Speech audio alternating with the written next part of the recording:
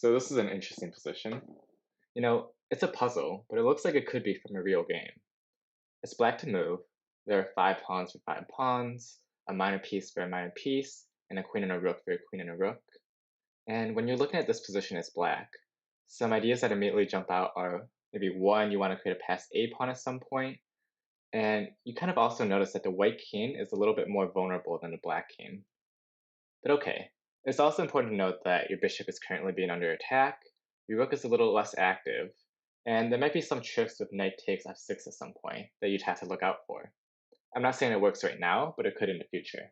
So lastly, when I do look at this position, or honestly whenever I look at any positions, I always try to think of what white is going to do. The f6 idea will always linger in my head, but the other move that comes to mind right now is rook e2, because it allows the king to escape to g2, and makes it a little bit less claustrophobic for white. What would you do here as black?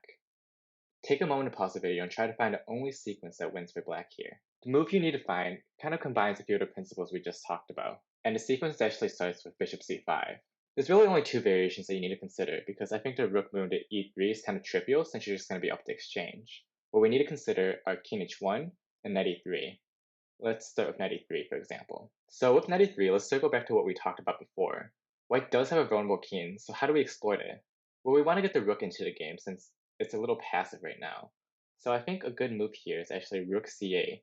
It's a little bit of a quiet move, but it has a really great plan fit. So there's not a lot of good moves for white here, so I'll show you what happened if white plays something like queen e4, for example.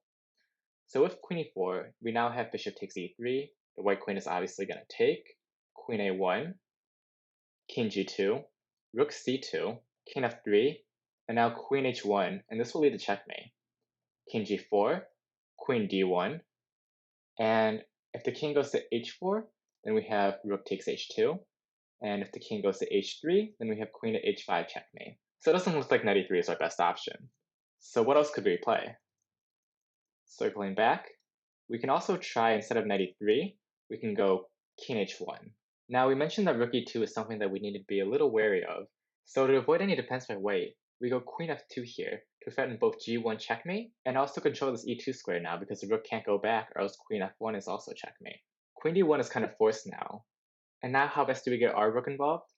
Well, we kind of want to play rook d8 here. Then knight takes f6, pawn takes, and then queen takes d8 with check, and that looks pretty bad for black there.